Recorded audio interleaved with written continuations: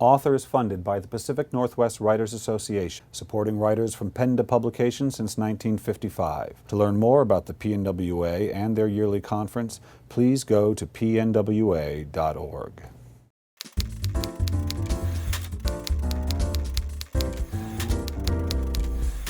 Hi, this is Bill Kenower of Author Magazine, and I'm here at the University Bookstore in Seattle, Washington with Brom, author of Krampus. Brom, welcome to Author. Thank you very much, Bill. I appreciate you having me. So, Brom, you might not know it looking at me. I don't fit the stereotype necessarily, but I am an old school Dungeons and Dragons Oh, no way. player. Yes, indeed.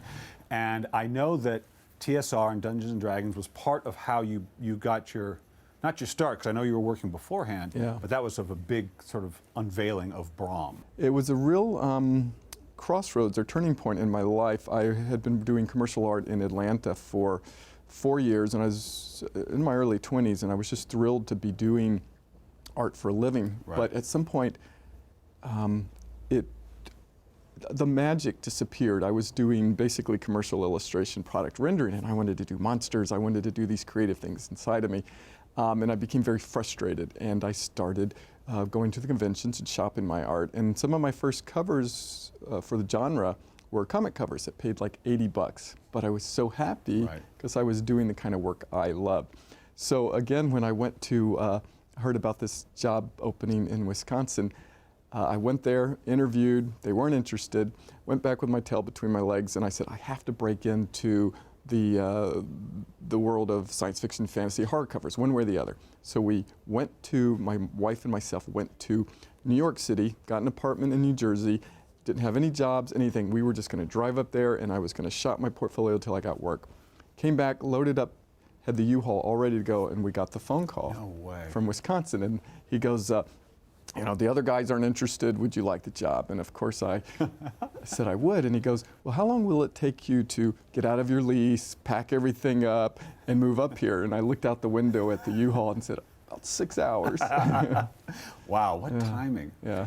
And so what was that like when you moved from saying, you were probably handed product after product saying, do this, to someone saying, give us ideas? Because you helped actually create the sort of line at that time, didn't you? Oh, for Dungeons and Dragons, yeah. It was called, the line was called Dark Sun, and exactly, and that's who I was before I started doing the commercial art. I really had something in me that I wanted to get out, that I wanted to say, my demons, my monsters.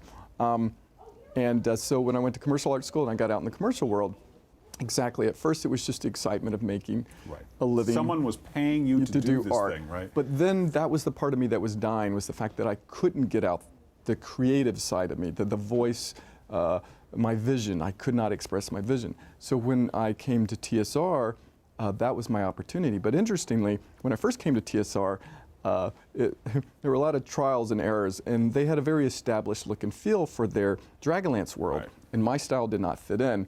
And it was a little bit of a rough going because they were wanting me to paint a certain way, and I sort of painted the way I painted. But fortunately, I had done a painting on my own, and it was called Neva. It's this powerful woman standing on a rock ledge, and I hung that up at work. And some of the writers saw that, and they were creating a new world called Dark Sun. It was a secret world. And they brought me in and said, would you like to create the look and feel for that? And of course, that was fantastic. And what it gave me the opportunity to do, because they're not even written most of it. They were just like, paint stuff that fits in this world, and we'll write it into the story. Wow. Which was incredible. So I got to completely pursue my vision. But the bad side of it is, at 24, 25 years old, I was given all this freedom, so it sort of spoiled me. And I thought, that's what this business is like. I just paint what I want and people accept it. So it was a little bit of a hard lesson later when I went freelance to sort of readjust to working within the confines of different products. Well, so down the road, you eventually began moving from not just the art, but now into fiction. Yes. When you were a boy, you were writing stories to go with the pictures you were drawing? Most certainly, yes. And even I was doing, comic strips in junior high school and high school. So I was always telling story, and it really became about perfecting a craft, because it takes a lot of energy and focus to become good enough in the illustration world to be competitive. So that really consumed me through my 20s. And in my 30s, let me back up a little bit. Near the end of my 30s, when I sort of started getting burnt out because I'd run out of personal projects, I was looking for something creative to do to get that energy going, and I started writing. And what was really fun about the writing, in the early days of painting, every painting is a little better than the one before. Right. And that's incredibly seductive, that's incredibly energizing, and it makes you move, keep going. But you get to a point, you get to a certain level where the gains are very slow. And also, if you find yourself doing work that is not challenging yourself, you actually find yourself falling back. And that, you know, is again, it's sort of a soul killer. So I started writing, and it was that learning curve again, that super fast learning curve. It's like each time I sat down, I just felt like I had a better handle on it. So yeah, I started writing my first book, The Plucker, yeah, right around the early 30s. So you work, your primary medium, or your only medium really for art, is oil painting. That's correct. Which is a very physical experience ultimately. You're Yeah. holding it in your hand, you're smelling it, you're actually moving, you're stepping back. But writing, completely unphysical. Yeah. And so how did you find that moving from the physical to the non-physical? You know, that's a really interesting you bring that up. It's something nobody else has brought up. And just on a purely physical level, it affects you, meaning when I paint, by all that moving around, I seem to, I don't know if stay in better shape is the right word, but you're moving, your my body's body loose. works better. And I notice when I write, I tense up in front of the computer and I lock myself into a position. Right. And hours can go by, and I thought if anybody just made you sit there in that position for 2 hours, it would be complete torture. But your mind is so locked in this other world that you don't even notice until, of course, you go to get up and everything's stiff and hurts. And yes, that's funny. You know, I was looking at your work today, and I was loving the detail, and that as an artist, to find what the piece really is, detail has to make. I'm not just talking about each little hair, Right. but the specificity of the tattoo or whatever it is. Yeah. There's almost like an animator needing to get every little tiny detail to bring it fully to life. Yeah, it's true. And it's things like, to me, hands tell so much about a character. It's not just, you know, the way they're dressed or their facial, you know, hands. It can be those small details that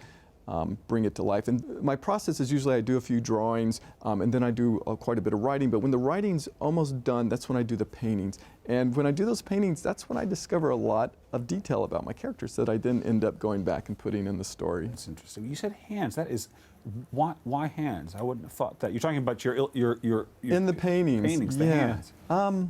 They're just very expressive, you know, and what hands are doing can often just give a lot of expression to a painting, I guess. It's funny, I mentioned my wife, but she said the one thing she drives her mad are hands, that she finds one of the most challenging parts of the body. Yeah. Obviously you're very skilled, but there's something unusual about the hand, isn't it, that makes it, I think, a more technical challenge. Oh, certainly. Hands are very difficult. I mean, they're almost Why is that? Explain to someone who isn't an artist why the hand is so hard to, just 5 fingers? It is, but you know, as an instrument, it's as complicated as the whole rest of the body as far as joints and connections and the fact that it's infinitely flexible and changeable. So it is, you know, as with all artists, I am constantly trying to perfect what I get. But I do understand that it's important, just as important as the face, is to get the hands right, to get across the character that you want to achieve.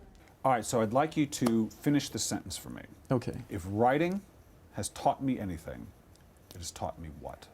I think one of the things I've learned in the process of writing is good writing is about being honest. I think in my early writing, I tried to be contrived. I tried to make the characters do what I wanted them to do, and I think I've learned through writing to figure out who the characters are first and let them tell the story.